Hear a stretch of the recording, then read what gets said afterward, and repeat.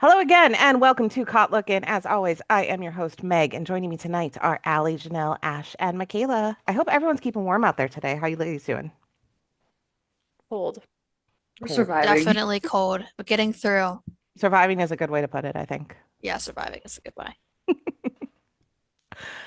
But we do have exciting news. 16 days until pitchers and catchers report to Goodyear on February 11th. Is Yay! that the exciting news of this episode? That's it. That's all we got. Shut I'm it down, sorry, we have guys. cards to talk about, and I have some exciting card news. I don't know what you're on about. I actually didn't realize it was that close. Like pitchers Yeah, and catchers right? It's reporting. I'm like, literally wait a time second. is flying. You mean It January? The, really the is. entire year that is January is finally over. This Dude, this does month feel has like the been fastest January I think I've ever lived. The fastest oh January? hard pass. Absolutely not. No, This has been a This very has long never. January. Really? This This is never fast ended. for me. It's normally so slow. It's normally like 6 months in one, but this one is like, how's it already the 25th? It's I love that I'm for you. happy for simultaneously. you. That means the rest of the year is going to be Everyone else so is like, slow. absolutely not.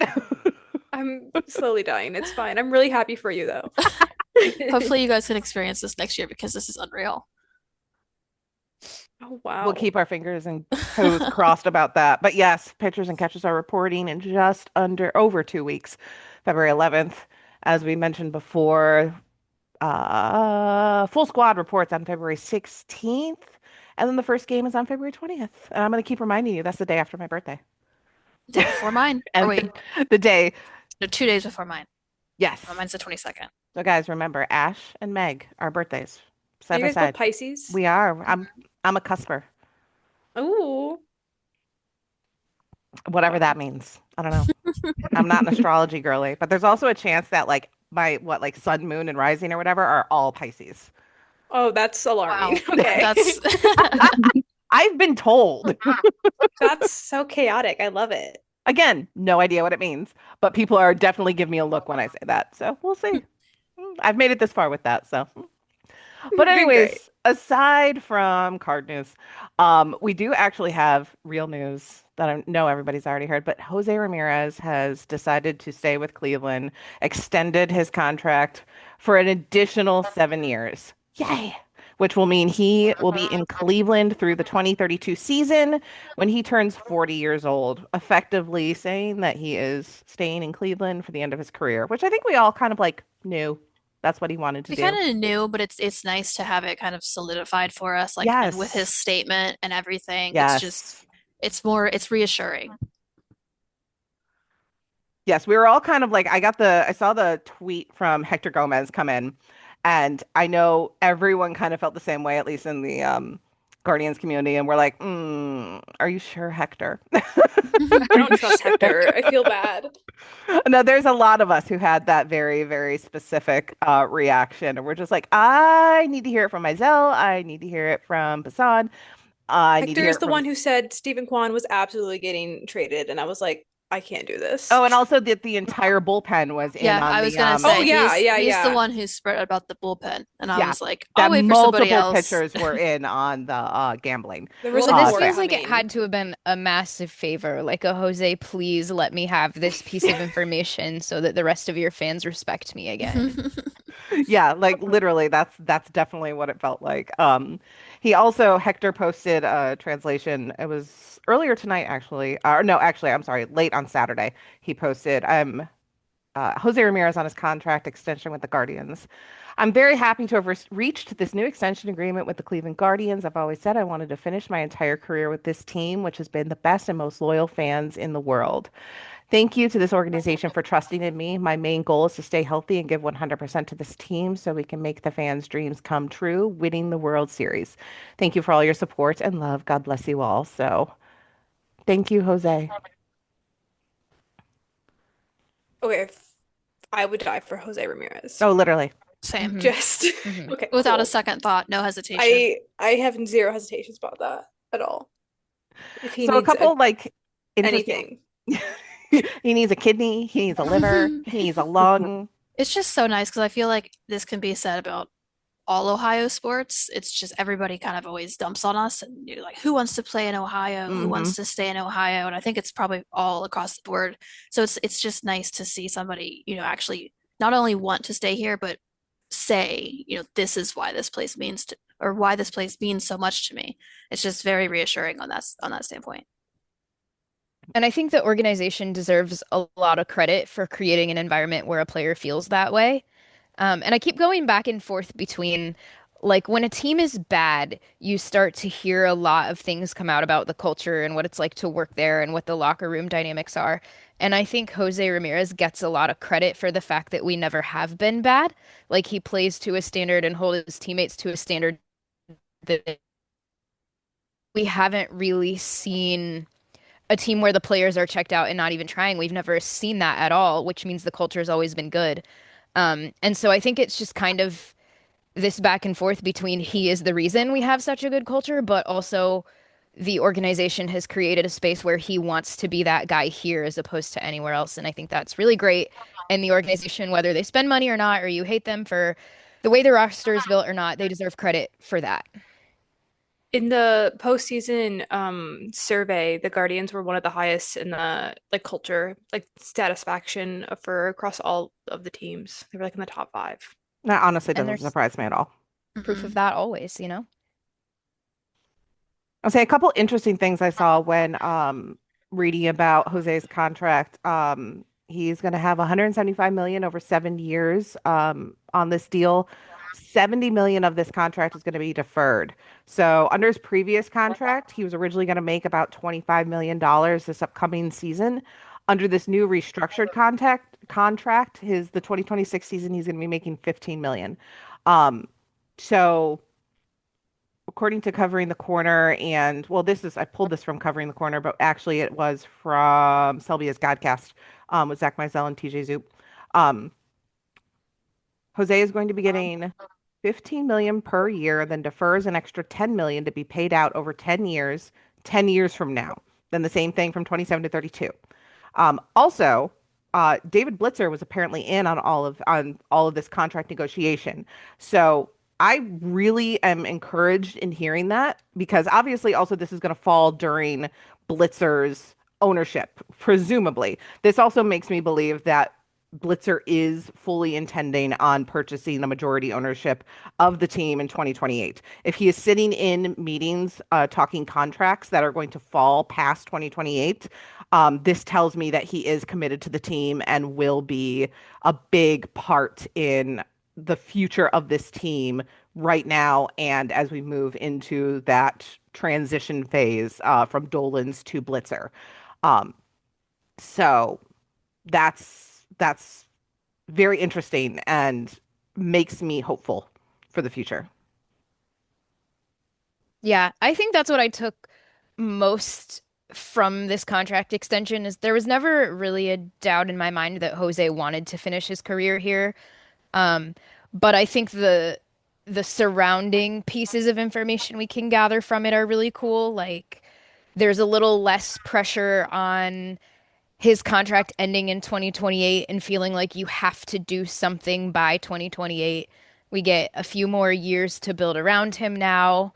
The deferrals mean that even if payroll doesn't increase this year compared to last year, they have more money because he's making less this year than he was going to under the old contract. Hopefully, that means maybe more extensions for other players, perhaps. Um, and I know so many people don't believe in a Stephen Kwan extension. I think, and this is just me spitballing, if I'm Stephen Kwan, I feel a little bit more comfortable signing an extension here Hmm. that would maybe go beyond 2028 because I know Jose Ramirez is also gonna be my teammate, Yep. and we're not going to lose our perennial all-star MVP candidate, and then suddenly I'm the only good player on a team full of rookies. And maybe Stephen Kwan doesn't care about that. Maybe he doesn't care about that at all, but in my mind, I'm thinking that matters a little bit. No, I do agree. I do think that having that, telling the team that I'm going to be here, I plan to retire here. I just signed, 7 years. I'm going to be here until I'm 40.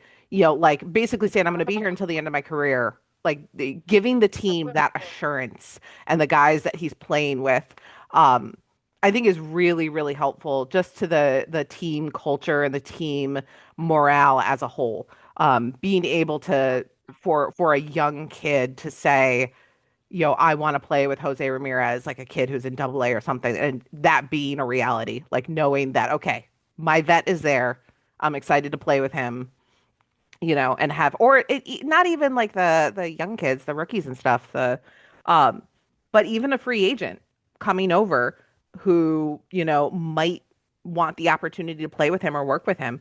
And there's no guesswork. It's like, well, 2028, that's when he's leaving. That's when his contract's up. Now he can be like, nope, that guy's there. He's reliable. He loves this place. I can come there too. I can join him and work hard. I think this is the first domino to fall for the off season, the first big domino, I guess. And I think that I'm sorry, are you they'll saying use that the Austin Hedges signing was not a domino? the That's first not a domino. significant That's the domino where, like, foundation. Oh, now that's a that The they good platform one. the dominoes Yes. are sitting on. That's what the dominoes are sitting on. I love that. Sorry, Jenell, go ahead. I couldn't help it's myself. like now that they've done this, now this, gives them the opportunity to, either sign an extension for Stephen Kwan or potentially get some bats. But I think this was like the important big off-season thing. And I think it's also comforting just knowing, I think it was the beginning of this year when that interview came out where Mhm. Jose was talking about, being disappointed in the front office because they promised that they were going to, use the money that they saved on his extension in 2022 to, sign more bats, get a better team together. And I think there was a little bit of a doubt, maybe not a doubt so much in the fan base, but just a little bit of uneasiness, like thinking where's his head at? Like, is he, so disappointed in the front office that he might consider leaving? It's good to know that that's, not the case. It And so also I kind wonder of, go ahead, sorry. so I wonder if maybe the front office was also like trying to get a feel for where he was at, and we're like, we want to make sure that we have you for as long as possible. So, maybe this is a promise to him as well that they're going to actually do something in either Do free anything. agency or just do it, yeah. Say like we still got your back. We're still gonna get you a team that's gonna win a World Series. Yeah, kind of the timing with that interview circulating and his comments, and then the front office basically saying, all right, we got you. And now we've got a contract restructured and all of that. I think it definitely speaks volumes to what we're wanting to do here.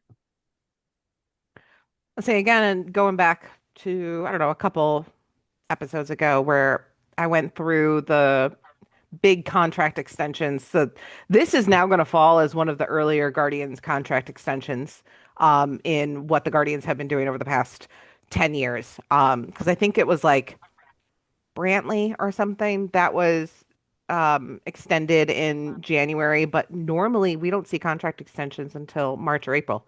Um, so I do agree with Jenell, and I do think that this is the first domino, and that fingers crossed, toes crossed, everything is crossed right now, that something will happen over the next month or two, whether it's a small free agent signing. Because again, I mean, they're not gonna it's not gonna be a massive free agent signing. We're not getting someone. We're not the Dodgers. Like we're not the Mets. We're not the Blue Jays.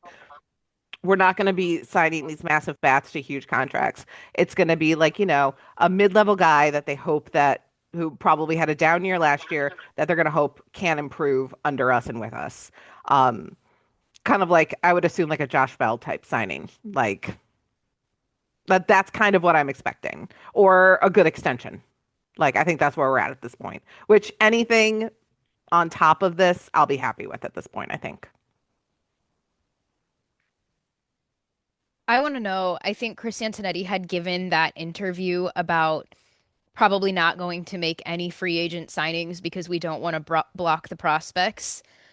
He had given that interview maybe like 48 hours before this news broke, and I want to know how hard it was for him to act normal and say his normal things, knowing that this was going on in the background. Maybe he even had one of these meetings earlier in the day. Um, Dude has Truly a one of the great fake fantastic outs. poker face. I Oh would have been yeah. sweating. I would have been sweating the whole time. Jesus. Mhm. I think that does bring us into our next topic on the podcast is that we have so many prospects coming up. Yes. No, you're absolutely right. The Major League Baseball has announced or minor league, their top 100 prospects, and the Guardians are one of the leaders in the list. They're number two underneath the Mariners, who had seven of the top 100. Guardians had six. So at number 20, Bazana, obviously. Number 46, DeLauder. Number 66, Gianu? Is that how to spell? Angel Hanao. Angel Hanao. That's gonna take me a minute. Angel Hanao. Thank you, Jenell. 89 is Ralphie Velasquez, 95 is Parker Messick, and 99 is Cooper Ingle. Um, so a good set of guys right there. And also, like I'm looking at the list, second base, outfield, shortstop, first base, outfield, left-handed pitcher, catcher, like a good normally when we think prospects, we're thinking pitchers most likely because that's what we're known for, the pitching factory. But there's only one pitcher on this list. Um, I think it also goes to show the change in the way that the Guardians have been drafting too, and have been looking for, have been gathering prospects from in trades and whatnot. Because I feel like a couple of years back, half of this list, two-thirds of this list would have easily been pitchers. I feel like we were hoarding pitchers for a very long time, and now we're like, oh shoot, we actually need fielders and bats too. I think that was probably like my biggest takeaway from the Jose extension is that especially when Antonetti said like, oh, we don't want to, backlog our guys. I do feel like I have more faith in our prospects now than I've ever had in our prospects. Having Bazana and CDL, I do feel differently about them than I normally do for prospects, especially for the Guardians. Like I said, it's usually pitchers, and I'm not big on pitchers in the first place. So um I am weirdly very excited about them. I would love to see Bazana on the opening day roster. You and me both. Okay, cool, cool, cool. You are Well, not that's alone. when Antonetti gave that interview, the responses to it were overwhelmingly negative because, it's spend money, build around this roster. You have one of the best players in baseball, and you refuse to do anything for him. This is maybe the first year in a long time where not signing a free agent because we don't want to block the prospects really might be a good idea, but there's just Mhm. unfortunately so much ill will towards that philosophy, towards this front office that it's just never going to be a good PR move. Um, and I think there's kind of some pressure on the front office to actually do it, right? I there were so many rumors that Chase DeLauder was ready weeks and weeks before they brought him up last year, and then he got hurt, so it was delayed even more. So hopefully, him saying that he's willing to back it up by actually calling up those guys when they look ready. Um, but I do think the the farm system's in a pretty good place in our young players. A lot of them are ready Mhm. to contribute. Like it's cool how many guys in that top 100 list are probably not even going to make major league debuts, but gonna be on the roster, have been on the roster already. So I I think mean, that's yeah, exciting. I was gonna say two of them. Messick was huge at the end of the year for us. Hmm. Like he's going to be on the opening day roster, and he is going to be in, unless, barring crazy circumstances, he is going to be a staple in our rotation this year. I That's, agree. I don't see them, like, I'm barring injury. I don't see him going down, being sent down for any reason. DeLauder, I hope he is on the opening day roster. Um, I was very excited by what I saw of him in the debuting in the playoffs is such an insane and scary moment. Um, and even though he had a couple hiccups, obviously, because again, he's a baby. He de debuted in the playoffs. That's crazy. Well, and we all laughed at, I mean, we all went back and laughed about that together, right? When he made the next catch and kind of joked around a little bit. Well, Like, the So nice entire he's getting it. crowd was like, fine. "Yay!" Well, it's like you think about it, you get it out of the way on your first play. All right, you're done. You've messed up. Yeah, You've made your mistake. Now it's time to lock in. It was honestly the best case scenario for him to have done that. I yeah. also hope he's on the opening day roster, but I could also see him being like a 3 weeks, month into season call up. But I, Ugh. I think he'll be playing pretty early in the season. I I feel like have he will faith. probably. I feel like he might be on the opening day roster, but they're gonna put like Nolan Jones in instead. Yeah. Oh He yeah. won't be. I see that. Well, I mean, I also did hear that some people, they were looking at outfielders and talking to some free agents, but the guys who they were interested in, it sounds like they want a platoon, at least in the outfield. They are not committed to saying, yes, you will be our everyday center field. You will be our everyday right fielder.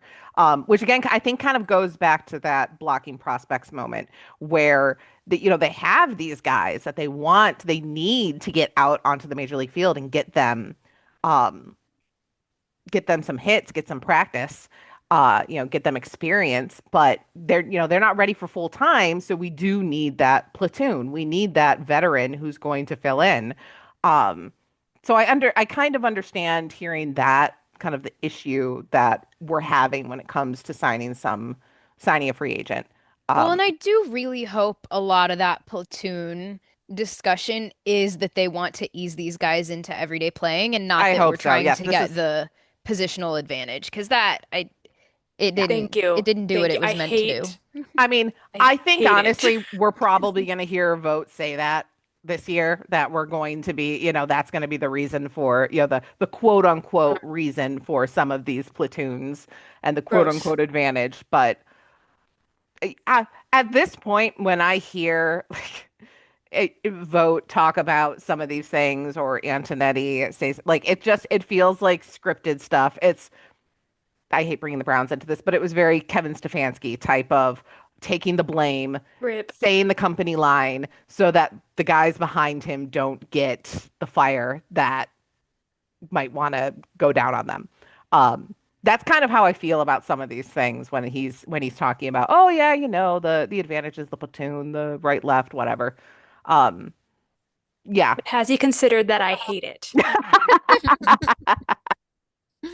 That is a I good mean, point. You should send him a letter. I will. I'll report back. I think that's a good idea. We can all send them letters. Isn't he having that, or at least Antonetti's having that, like, ask me anything, like, He already hangout? had It it Oh, was does he this already happened? weekend. Oh, with the darn. Ducks. Would have been the Yeah, it's like perfect time to this ask. Friday? I think it was on Yeah, I think it Friday. was on. I think that's the interview that Allie was referencing, right, Oh, Allie? Because he did some you might post be right. Oh, yeah, interviews. yeah. Yeah, There were like some videos like afterwards that I don't think they right. actually taped the actual dinner Yeah. and I wasn't Q&A. realizing that those were like the same thing, I Yeah, guess. Well, now I'm just gonna be like just spitballing theories, but let's do it. What else I are I we love here think there for? theories. was I well, I hate doing this because the analysis that I have about last season is that those hitters just weren't very good. Um I mean, there's also and that. and it's not like Vote or the front office are ever going to come out and be like, well, we have to try to get the hit the batting matchup that we need because we don't really have faith in these players otherwise. Like they can't come out and say that.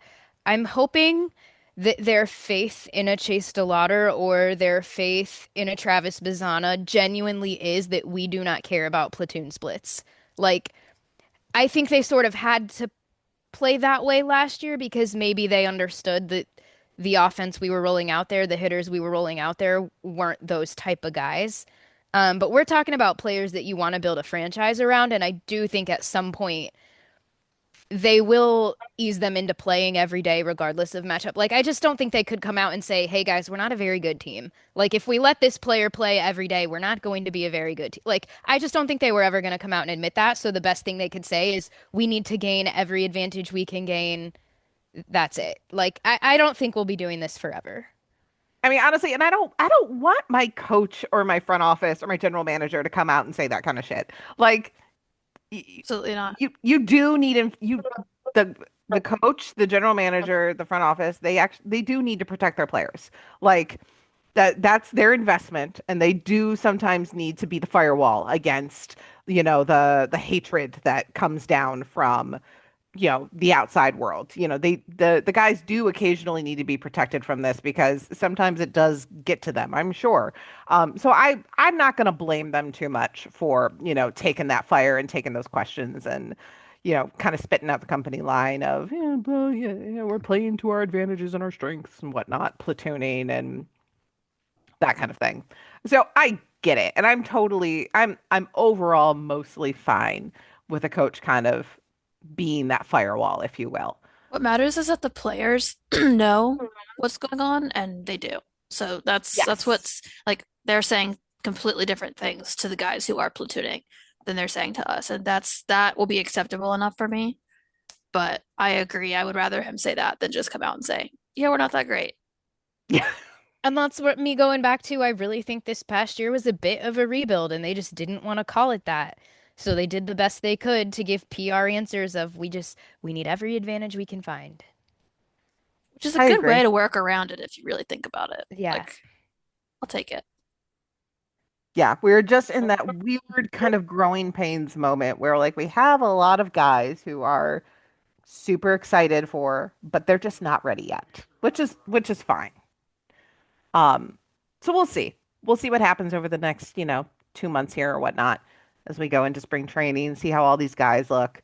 And I'm Um, not a hater, okay? I'm not, that sounded very hater. Like, I think some guys on that, Daniel Schneemann carved out a really brilliant role that he can continue to mhm. play on this team. Angel Martinez had his moments. I think there are things he's good at. People are 50-50 on him, but like, I think guys carved out roles that they can fulfill. But are those the guys that are gonna carry you to a World Series? Maybe, maybe not. They can't be the only ones. And I think we were in a place where we were counting on guys like that to be the only ones. And maybe that's not the best version of this team, even though they do have their place on it. Speaking of Daniel Schneemann carving out things, Good one. have you seen? We're going to talk about the muscle that these guys have put on. Hey, I love when I see my favorite athletes just hitting the weight room in the off season, and I hate when I see my favorite athletes doing fancy schmancy recovery type things. I can think of former players just doing like the weirdest off-season workouts, and it's like, how is that making you better? What Did what you see is Kyle Schwarber sitting in his red blanket thing? was that? I saw Bryce Harper, and Bryce that's Harper what is I'm talking doing about. all sorts of insane things Bryce right Harper's now. just doing Yes. anything. And it's making me so grateful that our players are just in the weight room. Like, thank Yes, goodness. like Bryce thank you Harper for is just just a being different breed. He's just yeah. like that's just a different category It's of the raw person. milk. It's the raw milk. He's It's the he's on raw Well, another milk. and I plane. can think of prior Cleveland baseball players who did similar things in the off seasons, and guess what? They didn't last very long. So, Yeah, it's nice to see guys actually putting in work, but it's also nice to see guys like Daniel Schneemann putting in work. Like he's not a Jose Ramirez, he's not a Stephen Kwan, but he knows his role on the team and he's working to better himself to be that role on the team. And I just seeing the guys that don't normally get talked about, like putting in that work is refreshing. Yes. Yeah, And I've been seeing some stuff on Instagram and pictures on thank you, Papa Schnee, for letting us know how Schnee's doing. Little Schnee, Dan Schnee, how he's doing in the weight room. But we were hearing reports that Manzo's putting on some muscle. Rokio's putting in a lot of work. He's posting a lot of videos on TikTok. I saw some videos of Valera looking pretty good. Um, oh, and our favorite innings eater, Pedro Avila, is now apparently doing a mini vlog on TikTok. Um, a little behind the scenes while I believe he's currently in Goodyear, it looks like. Like he is there. I think potentially Cade Smith is there. Joey Cantillo is there. I'm guessing Cade Smith. Do not quote me on that. Just the short video that Pedro showed, there was a back of a man, and it just looked like Cade Smith. So that's my guess. But I do know Joey's there because he did specifically show Joey. So highly recommend you go follow Pedro on Instagram or TikTok because he's doing a couple little behind the scenes. But he is very excited to be back. I mean, we're all very excited that he's back, but he also looks very excited to be back with Cleveland. Which is so nice to see. I I love know. I love that excitement. I mean, that's how like Hedgie was too coming back to Cleveland. He was super super pumped. Even and that's the funny part. Like coming off of a World Series win, and he's like, no no no no no, I'm not signing back with a team that I just won a ring with, even though he was only there for like 3 months. I'm going back to Cleveland because I miss them. And I want this feeling in Cleveland. And we missed you, King. Yes. Yes. One thing that I also wanted to talk about since I just wanted to bounce back to the Jose thing really quickly because, we're assuming at this point, he's going to be 40 when this contract ends. There's a slight chance that he could, sign another like 1 or 2 year contract to kind of like finish things out if he's still feeling like, strong and can like output, I would assume at a DH level at that point. Um, but maybe do like a couple third base things at that point. But I was thinking about like his post career, like what he would be doing after that. Would he, stay with Cleveland in some capacity? Would he coach? Would he go back to the DR and do something? Um, and people would probably think like, oh, he could be like an infield coach or he could be like a hitting coach. I would love to see Jose as a first base or a third base coach. I was thinking third base. That'd be fun. Like he is such an intuitive base runner and he is Hmm. so good at picking up little signs and things that he You know, sees on the actually, I field. feel like he'd fit at first base because I was of gonna say his first. stealing second. Yes, I so feel like that's that would be that's the kind of like where perfect I spot was. for Like him. I wasn't sure like he's because exactly what you said. Like he's really good at picking up that tell on a pitcher going first to Hmm. second, but also like rounding third base. I mean he's stolen home several times in his career. Like Yeah, he'd be solid at both. I think he would have more fun at first because, yeah. he loves stealing bases, but I think either one would be a beautiful position for him. I think that he would send the runner every time. And if the runner was thrown out, he would say, "That's on you. Like you need to be a smarter base runner. He's gonna Run be faster. You need to he's have gonna better be instincts." Sarby part two. You know the look on I his think I face like when he it. gets caught stealing and he's just like staring into the void. He's going to be looking at every player who gets caught stealing like that. Like, what are you doing? And they'll all be so disappointed, like so upset that they disappointed dad. They'll Like never get caught stealing again. Trust. I can't disappoint Jose. It would crush me. Okay, so can we imagine it? Stephen Vogt manager, Austin Hedges bench coach, Jose first base coach. We're three-peating. Because also Hedgie and Jose are born in the same year. They will both be 40 the same Oh, year. yeah, that's right. They're only born Hedgie's only like 3 weeks older than Jose. It's like I'm saying not even a month. Yeah, Crazy. they're both they turn the same age the same year. Um, so they could feasibly like retire very close together and then immediately just going and join the organization and become coaches. So putting that out there into the world. I mean, that's going to happen for Austin. We all know that, I think, at this point. 100%. Yeah. Austin's destined to be a Yes, bench coach. he is going to make a nest in the bullpen and live there. Like he will not leave. He'll live The there, die only- there. Like that's his Yes. home. They're going to He only bury became him a under home plate. professional. He only became a professional baseball player so that he could become a bench coach. That I feel that in my bones. It's like this was the ultimate goal, actually. Yeah, it's just a stepping stone, right? Oh.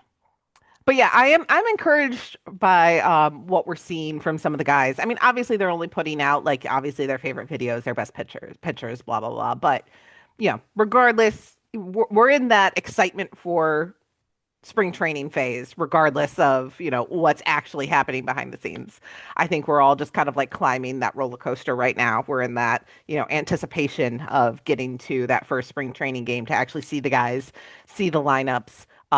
Which spring training lineups are always my favorite because they're so insane. Austin Hedges is hitting cleanup in some of them. That's where Dom Nunez earns that paycheck. Batting cleanup in spring training. Everybody gets a turn, you know? That's what we want. It's like when you play on the youth travel teams. Everybody gets equal playing time. Everyone's gonna get their chance. Yes. All right. Mikayla. I think it's time for Mikayla's card corner. I Meg really just need to saw have... me. Yeah, Meg just saw me yawn, and she's like, "Michaela's up." She's about to pass out, so Yeah, let's go ahead throw to her. Thanks. Okay, so there's actually a ton has happened in the card world in the last like 2 weeks, and I'm not going to talk about all of it because that sounds stressful. So let's just go with the big two. The first one is that Stadium Club is coming out on February 18th. So Stadium Club is the big photography based one. It's like always going to be pictures of players doing like things you don't usually see. I feel like Paul Skeens' picture this year is him throwing a football because that's how he warms up, and so like that's fun and different. And then it's always like these like the less so yeah, it's considered like the less traditional baseball places and lesser seen angles. And so the point of Stadium Club in general is just to focus on these cool images that we have of players. For our base set, we have Jose, Kwan, and Manzardo. And then we do have some autographs of Schneemann, Cantillo, John Kenzie, Rip, Manzardo, Kwan, and let's see, Jose signs as well. It's not a super long checklist, but it's just such a very clean like product. And it's usually it did go up in price this year. It's usually pretty affordable, but it's just a very clean product. One of my favorites. There is a pink card there in the fat packs only. So if you pull Stephen Kwan out of a fat pack, let me know. I will buy it from you. But yeah, so that's coming February 18th, and we're looking forward to that. The big announcement of the year, I guess, is that the 2026, so our first 2026 product, the design has been released, and it's Topps flagship Series 1. Comes out February 11th. The pre-order already happened. This is Topps 75th year as a baseball card company. Topps released its first baseball set in 1951 as a series of like red and blue backed game cards. So they're celebrating it's the 75th anniversary in the industry this year. And so they've made a cute little new logo. It's like a diamond logo. This is 75 in it. But yeah, so Series 1 is always the Topps flagship. Series 1 is always like the unofficial start or maybe the official start of the new baseball season. It always comes out in February. Like I said, it's coming out February 11th. So far it seems like there are two big chases. This like the 1952 Topps Rookies design, which is just one of the greatest baseball card designs of all time. And then the All Aces, which looks like a legitimate like ace playing card and just has like the player in the front. They're gorgeous, and so I'm excited to see those. I do want to point out, this kind of bothered me a little bit. So this is the first paper product that we've seen the price really jump up on. So like we've seen for the last couple of years, Chrome has increasingly gotten way more expensive, but it wasn't until this is the first time we're seeing a paper. Like every card is just paper. It's not plasticky. It's just a literal piece of paper. Has gone up in price. So the hobby boxes this year in pre-order were $100. Last year I believe they were 90. And there are fewer cards this year and fewer guaranteed hits. Something that really stood out to me was that the hangers, which are usually $12.99, always tried and true, are $15 for Series 1. I know it seems like a super minimal $2 increase, but I mean those are the products that kids are buying. Like those are the ones that are accessible to like the general population. So I don't love that. Flagship is known for being like the most affordable product. It's the product where you can get all the big names in a way that doesn't break the bank. And so making our accessible products, the blasters and the hangers, more expensive is kind of grinds my gears a little bit. Especially because the 2026 class does not have a great rookie class. So you're paying more money for less cards and less good players. So I'm not sure how I feel about that. However, on a positive note, the Guardians have an insane checklist. I don't know what happened. This has never happened before. Someone called Topps, they've made a mistake. But yeah, so we have such a long checklist. So for our rookies, we'll have CJ Kayfist and then Parker Messick are only two rookies in there, but Daniel Schneemann, Ben Lively, Bo Naylor, Angel Martinez, Kevin Williams, Jose, and Kyle Manzardo all have base cards. Steven does not have a base card. That's okay. That's I know. They did, however, of like the 1952 rookie variations, CJ does have a base rookie variation and also like an autograph variation, which is just so cool. Topps made like a bunch of different cards more limited this year. So like not every player has an acetate out of 10. For us, only CJ, Parker, and Jose will have it. But I think I was kind of like shocked to see is that they have these cards called player number variations where the card is out of the number of the player. So CJ and Jose both have player number variations, which I just thought I was shocked by that, like because they're usually like huge names. Like Shohei Ohtani has one out of 17. I wasn't expecting us to have two players. Jose makes sense to me because he's the GOAT, but CJ, I was like, okay, I'd like to see it. All right, CJ. Yeah, I know. Let's see. Steven does sign. He does sign for the 1991 baseball autographs. He's had a 35th anniversary card for the last like 5 years. So they're keeping up with that. And one of my favorites is always the heavy lumber autograph relic. So it's a card that looks like wood, and then inside of the wood is inside of the card is then a bat that the player then signs. And so That's cool. Jose they're so cool. I have a Stephen Kwan one. They're just so cool. They're usually like out of 10 or so. So Jose has one of those, and then Stephen Kwan has an in the name relic. So they'll have one letter of his jersey, like right. It would be like one card will just have the K in it, one card will just have the W in it. Oh, that's neat. Yeah, so you can like collect their whole last name. It's usually hard when people have like Pete Crow Armstrong. I just like wouldn't chase his name. Like you would go broke. But Yeah. Kwan is only like 4 letters. It's Yeah. probably the most affordable one you're gonna get. So maybe I'll chase that. We'll see.